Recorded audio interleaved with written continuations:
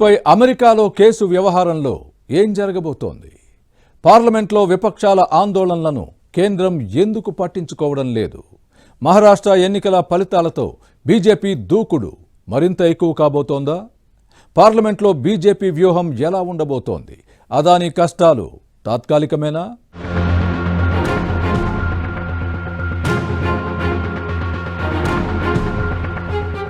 Adani scam మంటలు పార్లమెంటులో సెగలు పుట్టిస్తున్నాయి. అదానీ అంశంపై చర్చ జరగాల్సిందేనంటూ ప్రతిపక్షాలు పట్టుబడుతున్నాయి. జేపీసీ వేయాలని కోరుతున్నాయి. విపక్షాల నిరసనలతో ఉభయ సభలు దద్దరిల్లిపోతున్నాయి. అదానీ దెబ్బకు పార్లమెంటులో వాయిదాల పర్వం కొనసాగుతోంది. పట్టుమని 10 నిమిషాలు కూడా సభలు జరగడం లేదు. అయితే విపక్షాలు ఎంత డిమాండ్ చేస్తున్నా ప్రభుత్వం మాత్రం ప్రకటన చేయడం లేదు. అటు పలు దేశాలు అదానీ డీల్స్ పై ఎంక్వైరీలు చేస్తుంటే గౌతమ్ అదానీకి సైతం చీమ కుట్టినట్లయినా లేనట్లుగా ప్రవర్తించడం ఆశ్చర్యం కలిగిస్తోంది. పైగా తమపై అమెరికాలో ఎటువంటి అవినీతి కేసు లేదని స్టేట్మెంట్ ఇవ్వడం హాట్ టాపిక్ గా మారింది. అటు విపక్షాలు ఎంతగా డిమాండ్ చేస్తున్నప్పటికీ ఏమాత్రం స్పందన లేకుండా కేంద్రం అదానీ అంశంపై సమాధానం ఇవ్వకుండా డోంట్ కేర్ అన్నట్టుగా వ్యవహరిస్తోంది.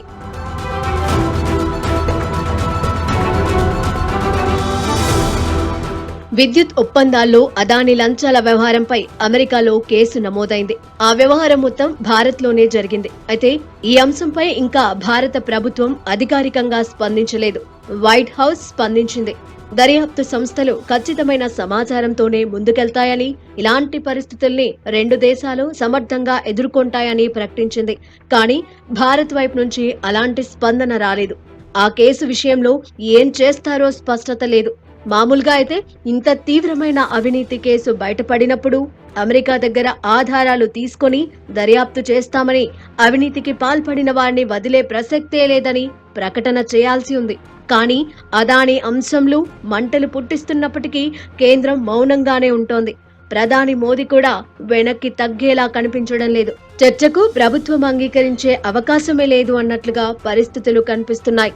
బీజేపీ మొన్న పార్లమెంట్ ఎన్నికల్లో కేవలం 240 సీట్లకు పరిమితమైన తర్వాత కొంత ఆత్మరక్షణలో పడింది. కానీ ఈరోజు బీజేపీ మహారాష్ట్ర ఘన విజయం తర్వాత అదానీ కుంభకోణాన్ని అంత సీరియస్గా తీసుకుని తన మీద తన బ్లేమ్ వస్తేనే భయంతో ఏమన్నా మార్పు చేసుకునే అవకాశం ఉందో తన రాజకీయాల్లో చూస్తే దానికి అవకాశం ఏం లేదని అనిపించే పరిస్థితి కనపడుతుంది.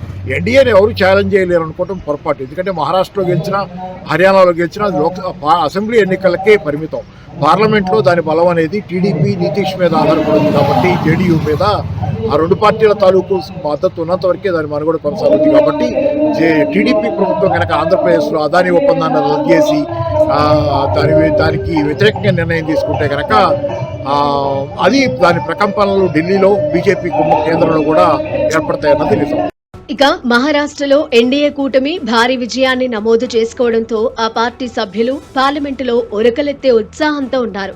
అదానీపై బీజేపీ సభ్యులెవరూ మాట్లాడటం లేదు. పైగా అదానీ వారి ధోరణి వెనకేసుకొస్తున్నట్లుగా ఉంది. నిజానికి మోదీ అదానిది 25 ఏళ్ల బంధం. అమెరికా కోర్టులో అభియోగాలు, హిండెన్బర్గ్ కథనాలు మోదీ అదానీ బంధాన్ని కదలించలేకపోయాయి. నరేంద్ర మోదీ గుజరాత్ ముఖ్యమంత్రిగా ఉన్నప్పుడు అదే రాష్ట్రానికి చెందిన అదానీ మామూలు వ్యాపారవేత్త. దేశంలో తయారీ, మౌలిక సదుపాయాల అభివృద్ధి కోసమంటూ మోదీ తీసుకొచ్చిన మేక్ ఇన్ ఇండియా పథకానికి అదానీ మెయిన్ పిల్లర్ అయ్యారు. అటు బీజేపీకి అత్యధికంగా ఫండ్స్ ఇస్తున్న వారిలో అదానీ ముందు వరుసలో ఉన్నారు. దీంతో అదానీ వ్యవహారంపై కేంద్రం ఎలా వ్యవహరించబోతోంది అన్నది ఇప్పుడు ఆసక్తికరంగా మారింది.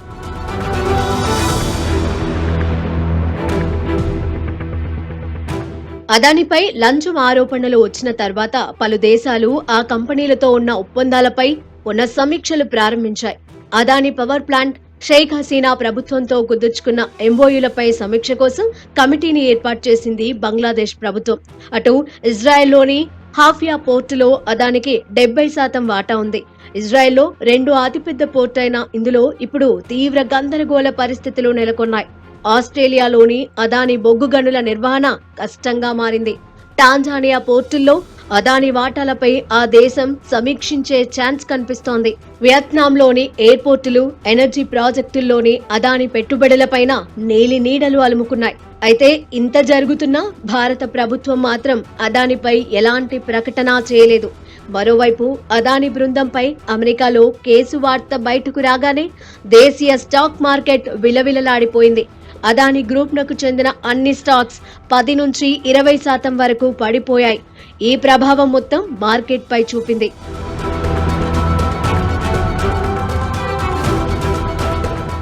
అయితే అమెరికా కోర్టులో అభియోగాలపై అదానీ గ్రీన్ ఎనర్జీ సంస్థ కీలక ప్రకటన చేసింది. ఈ కేసుకు సంబంధించి గౌతమ్ అదానీ, ఆయన బంధువు సాగర్లపై లంచం అభియోగాలు నమోదైనట్లు వస్తున్న వార్తలు అవాస్తవమని తెలిపింది. America foreign corrupt practices act కింద ఎలాంటి అభియోగాలు నమోదు కాలేదని, సెక్యూరిటీస్ సంబంధించిన మోసం ఆరోపణలు మాత్రమే ఎదుర్కొంటున్నామని తెలిపింది. తమపై లంచం, అవినీతి అభియోగాలు ఏవీ నమోదు కాలేదని వివరణ ఇవ్వడంతో అదానీ గ్రూప్ షేర్లు భారీ లాభాలలో ట్రేడ్ అయ్యాయి. అదానీ స్టాక్స్ లాభాల జోరు కొనసాగిస్తున్నాయి. చాలా స్టాక్స్ అప్పర్ సర్క్యూట్స్ కొట్టాయి. దీంతో అదానీ సంపద భారీగా పెరగడంతో పాటుగా గ్రూప్ మార్కెట్ విలువ కూడా భారీగా పెరిగింది. దీంతో అదానీకి కొత్త ఊపిరొచ్చినట్లయింది.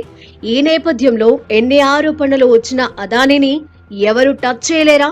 అదానీపై లంచాల ఆరోపణల ఎపిసోడ్ క్లైమాక్స్ ఎలా ఉండబోతోంది అన్నది ఇప్పుడు ఆసక్తికరంగా మారింది.